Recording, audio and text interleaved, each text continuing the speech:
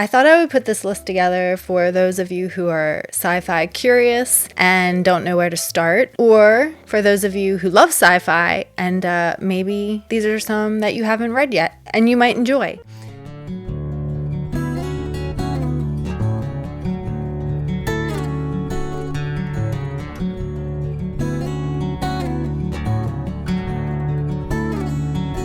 Today, I am bringing you my top 10 favorite sci-fi books that I've read so far. I'm sure this list will change as I continue to read more sci-fi all the time. These are not going to be in any particular order. There's only going to be one from each author in this list. Although many of these authors, there are quite a few of their books that could have made this cut easily. So without further ado, let's get into it. I have notes so I don't forget any on this list because some of them I don't have a physical copy of. That's why I'm looking at my screen.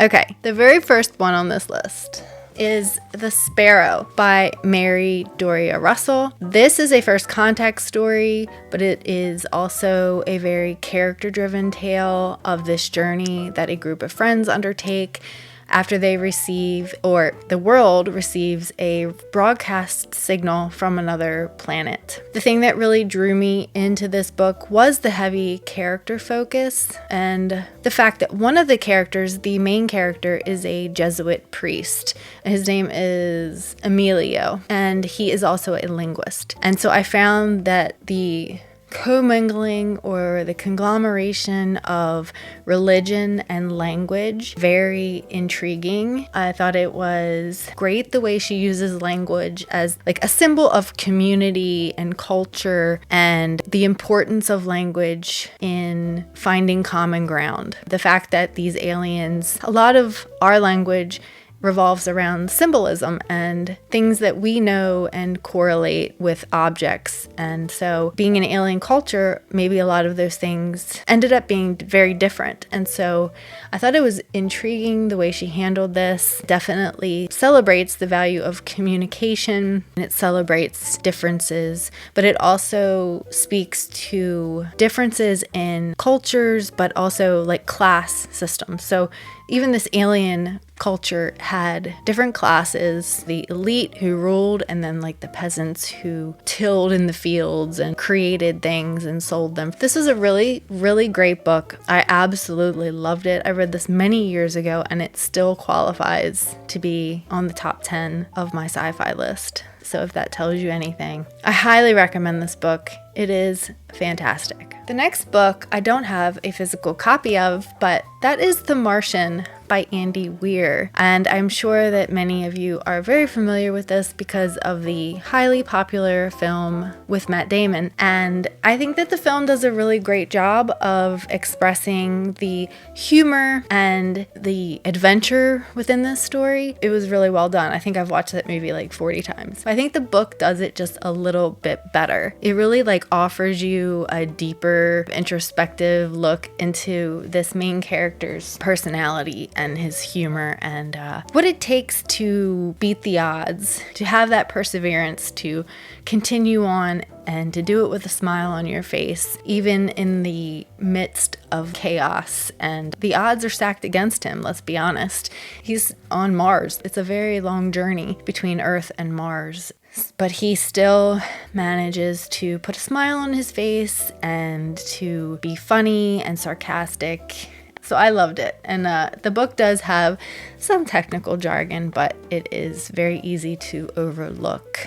So that's that one. Next one will come as no surprise to any of you who follow me and have listened to any of my videos, because I think that this author appears in every single one, if I'm being honest. And that is The Howling Dark by Christopher Rocchio. This is book 2 in the Sun Eater series, and I believe that it is by far my favorite so far, although they are all fantastic. The thing that pushes this book to the top of the list for me is the amount of revelations that are in this book, as Hadrian is searching for common ground with these aliens and trying to find a way to foster peace between humans and the Sealson. It's a journey of discovery, self-discovery, and discovery of things that are out there and were maybe things that he had heard of but didn't quite believe. It definitely has an intricate look into humanity and technology and how those two pieces work together for good and for evil. Christopher Rocchio's prose is just magnificent. It kind of wraps itself around you and just pulls you in tight and doesn't want to let go. It is fantastic, and it is also easy to see he is a well-read and studied author because there are tons of nods to other classical works of literature. This is a modern-day classic for sure. It will withstand the test of time, mark my words. This is going to be around for a long time, so do yourself a favor and pick up this series. You will not regret it. It is amazing. Also, quickly mention the first person narrative in here. There are at times complaints about it because he's very melodramatic, but rightly so, right? I mean, he's on this mission. He's a very smart and well-studied character, and so knowing what he knows and applying it to this mission, he incorporates that. And yeah, I don't want to say too much, but it's great. I love it. You won't regret it. The next book is Spin by Robert Charles Wilson. I read this a few years ago and I loved it. It is a first contact story in which follows two main characters, and it starts when they're young and they are sitting out underneath the stars talking, and suddenly all the stars disappear from the sky. And this book spans several decades as these humans and these characters specifically attempt to assimilate to life with this alien presence, to learn about them and to try to understand their purpose. It's definitely an exquisite kind of mystery story. I thought it was enthralling. I thought it was great. So should definitely pick that one up. The next book I have, but I don't have it in here with me, and that is Rendezvous with Rama. This is a classic sci-fi by Arthur C. Clarke. It is another first contact with aliens story in which an alien artifact comes skyrocketing through our solar system, and humans quickly realize that it is not a natural object and they proceed to intercept. And the edition that I have has a intro by Ken Liu. Basically says that while these characters are flat, it is not without purpose because Arthur C. Clarke uses them to give the reader a camera lens view of the exploration and discoveries that are happening in this story. And it certainly did that for me, and I very much appreciated it because the entire time I felt like I was on this journey and that as each discovery was happening, like I was there taking part in it. I never once felt bored. The writing is a little bit dry at times and it has some technical jargon, as most sci-fi do, but it is heavy on descriptions, but it works because it's not just dry. Like, he does incorporate some humor and some metaphor, and his vision for this encounter is pretty unique and spectacular, and I just thoroughly enjoyed it from start to finish and didn't want to put it down. I highly recommend it. I don't know necessarily if it is a great starting point for those of you who want to check out sci-fi, but certainly one to add to the list as you become more familiar with the genre. And then I have another one that the next two I actually don't have physical copies of, but the first one would be Elder Race, which is a novella by Adrian Tchaikovsky. And in this story, there are two perspectives. One is of a young girl who seeks out the help of a sorcerer, and the sorcerer is the second perspective because there are demons terrorizing her people. The fun thing about this is the two perspectives are very different. One is more like fantastical in that they think that there's a demon or some fantastical creature terrorizing people, whereas the sorcerer is really a scientist, and so you get to see like the scientific mind working through the challenge of like what could possibly be happening here and how can he help this girl. I thought that it was perfect.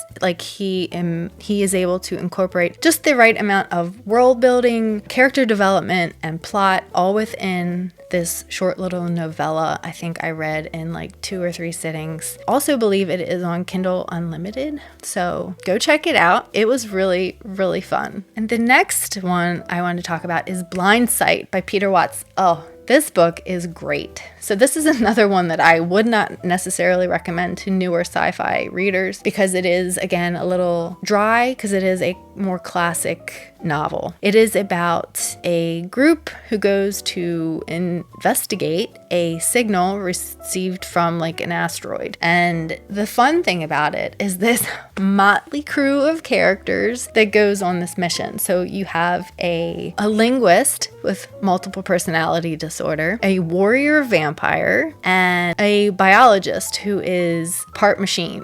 It is highly like philosophical and kind of dry at times, but I thoroughly enjoyed these weird perspectives. It was so much fun to read, just weird in like the loveliest way. So another great kind of classic sci-fi with a lot of interesting revelations and imaginative happenings. I think I skipped one. I don't know how I end up doing that. Yeah, did I? Yes, I did. Okay. Okay, that is The Humans by Matt Haig. This book is completely different from most sci-fi that I've read and enjoyed in that it takes place on Earth. And so there is this alien who has taken over the body of a professor. And it is this alien's experience living among humans. It is hilarious. It is so funny. Like his reactions to some of these, like I think there was one scene in which he talks about a dog and what a dog is doing, and oh man, I just remember just laughing and having such a good time. But it's funny because at first this alien is so like repulsed by humans, what they eat, politics and war and things of that nature. He is totally turned off by it, but he soon even begins to understand humans. You know, he starts to drink wine and to read Emily Dickinson and to listen to like some great music, and he begins to understand, you know, what it is to be human. It celebrates what it means to be human, you know, love, companionship, redemption, family, all of these things. And so this was a really touching and heartwarming, but also unique and interesting sci-fi story.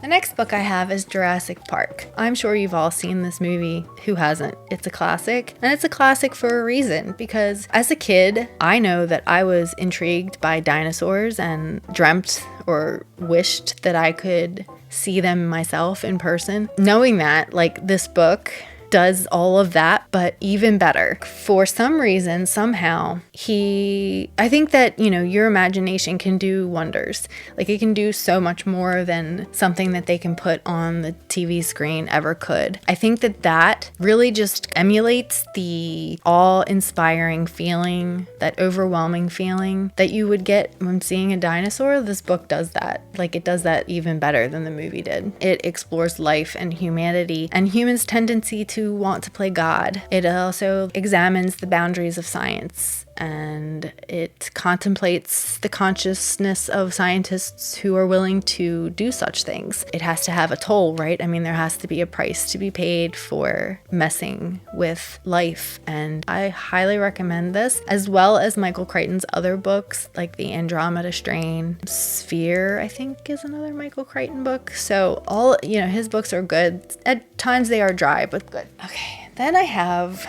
Dawn by Octavia Butler.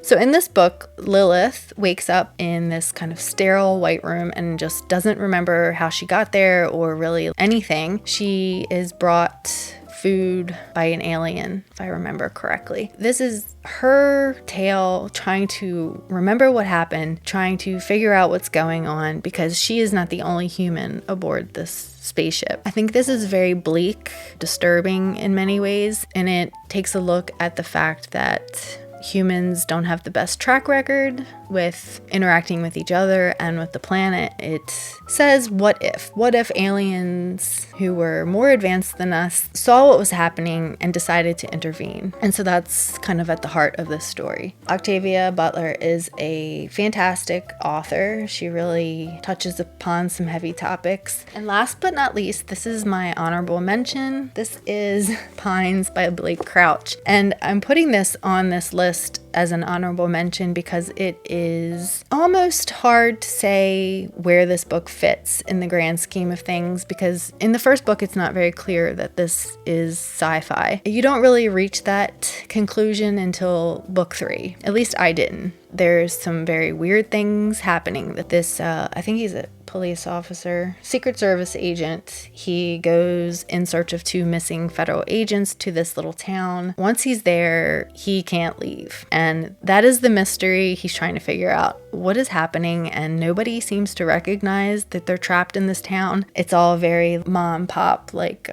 what's that show called? The Brady Bunch or something. It's all very 50s and 60s vibes. Oh, you the perfect little wives and the perfect little husbands. But for some reason, he is still very conscious of what is happening. So it's a mystery, and it was a lot of fun to read. I would definitely recommend completing this series. Whereas, some of these others, they stand on their own. But this one, I certainly would recommend the entire series. So that's it.